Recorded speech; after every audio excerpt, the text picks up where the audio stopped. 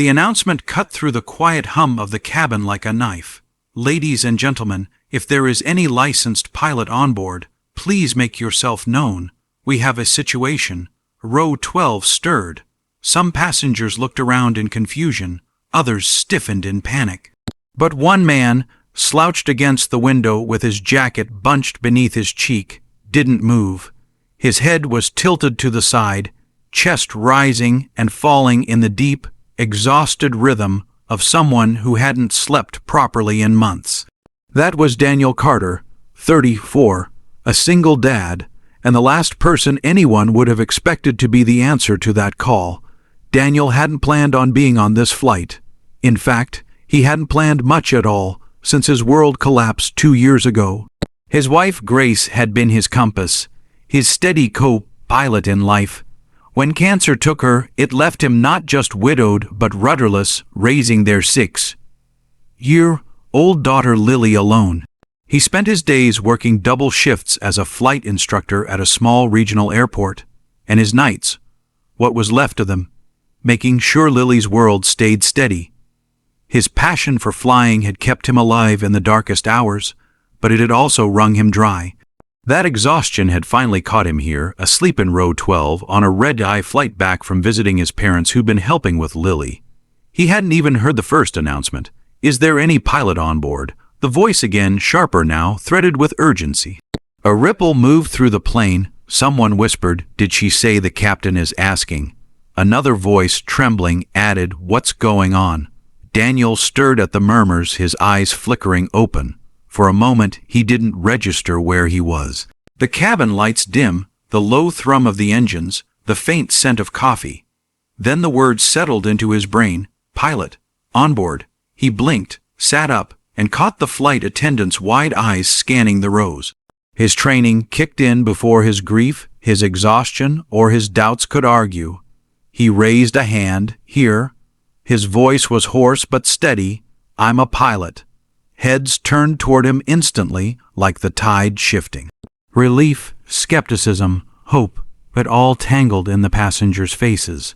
The attendant hurried down the aisle. "Sir, the captain is requesting immediate assistance. Please, follow me." Daniel's heart was thundering now, not with fear, but with the strange clarity that comes when life narrows to a single point. He nodded, unbuckled, and as he stood, he caught a glimpse of Lily's little drawing sticking out of his jacket pocket. A crayon sketch of a plane with the words, "Daddy's wings keep me safe." Those words pushed him forward. In the cockpit, the female captain, all composed but pale with strain, was leaning heavily against the seat. "I'm Captain Reynolds," she said through gritted teeth. "Medical emergency. Possible heart arrhythmia. I can't continue." Her co-pilot looked barely older than a student. Panic etched into his face as his hands hovered uncertainly over the controls. "Sir, you're rated," Reynolds asked, her voice low but urgent. "CPL, flight instructor, multi-engine." Their eyes locked, and she gave a faint nod. "Then she's yours." Daniel slid into the captain's chair, the weight of it sinking into his bones like destiny and memory all at once. He hadn't been in this seat on a commercial flight since before Grace died. For a split second, grief pricked at him. She had always teased him, Captain Carter, destined for the skies, while Lily squealed on his lap, pretending to steer. He swallowed hard. Now, the lives of hundreds of strangers rested on him. The co-pilot rattled off their position. Weather ahead. Turbulence, strong crosswinds. The cabin intercom crackled. A child whimpered in the back. Daniel felt it all press in, but he drew a slow, steady breath. He had always told his students, a calm pilot is a safe pilot. "Okay," he said evenly, "we're going to bring her home." What followed was 2 hours of taut focus. His hands moved instinctively across the controls, calling out adjustments, giving the young co-pilot firm instructions that steadied the boy's shaking hands. Outside, lightning flashed like a warning. Inside, passengers clutched each other, unaware of the quiet storm in the cockpit. And then, an unexpected twist. As they neared the airport, Air traffic control reported that their runway lights had suffered a partial blackout from the storm. Reduced visibility. For a second, silence hung in the cockpit. The young co-pilot's voice cracked. We can't land in this." Daniel thought of Lily, her small hand slipping into his, whispering at bedtime, "Don't let go, Daddy." He squared his shoulders. "We will land this together." The descent was brutal. Wind shoved at the plane, alarms pinged, but Daniel's voice never wavered as he guided the younger pilot step by step, like he had with every nervous student who thought they couldn't do it. "Steady, hold her nose up. Trust the instruments." When the wheels finally screeched against the wet tarmac, the entire cabin erupted in applause and sobs. Strangers who had been bracing for disaster now clutched each other with laughter and tears. The co-pilot slumped, whispering, "You saved us." But Daniel, staring out at the rain-slick runway, felt a deeper truth settle inside him. It wasn't just them he had saved. In stepping back into that cockpit, in remembering what Grace always saw in him, he had saved a part of himself. The part that still believed he could be strong enough, for Lily, for the future, for the skies. When the plane finally came to a stop, the female captain, pale but conscious, reached for his arm. Her eyes glistened. "Thank you, Captain Carter. You brought them home." Back in row 12, as passengers passed him with gratitude and awe, someone whispered, "A single dad. Can you believe it? He just stepped up." Daniel sank back into his seat, trembling now that the adrenaline had left, and pulled the crayon drawing from his pocket.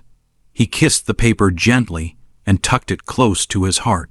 In that moment, amid the storm and the miracle of landing, he wasn't just a grieving husband or an exhausted father. He was what Lily had always believed him to be, a man with wings strong enough to carry them both. As the cabin lights glowed warm again and people began filing out, some still wiping their tears, Daniel lingered in row 12, hands trembling slightly, clutching Lily's drawing. The surreal weight of what just happened began to sink in. He had walked onto this plane as just another tired father. He was walking off as the man who had carried hundreds safely through a storm. Daddy. His heart jolted at the sound of the small, familiar voice. He turned, and there was Lily. His parents had put her on a connecting flight, so she could be back with him sooner than planned. She came rushing down the aisle, her tiny backpack bouncing against her shoulders, and threw herself into his arms. "I saw everything on the TV in the airport," she cried, tears and laughter tangled in her voice. "They said my daddy saved everyone." Daniel's throat tightened. He knelt and held her close, inhaling the scent of bubblegum, shampoo, and childhood innocence. "No, sweetheart," he whispered, his voice breaking. "We saved everyone. Your drawing kept me brave. The passengers who remained, families, couples, strangers whose lives had been bound together by fear just hours ago, watched the reunion in silence, some with wet eyes, others with shaky smiles." A spontaneous round of applause broke out again, but this time Daniel didn't shy from it. He stood, holding Lily in his arms, letting the warmth of that moment wash away years of grief and exhaustion. At the gate, reporters and airport officials crowded near. Cameras flashed, microphones reached, but Daniel barely registered it. All he saw was Lily's face, glowing with pride, her small hand clutching his. For the first time since losing Grace, Daniel felt the unmistakable stirrings of hope, not the fragile kind that flickered and died, but the steady, pulsing kind that promised new beginnings. The female captain, pale but recovering, approached with her arm around a medic. She paused before him, her voice quiet but firm.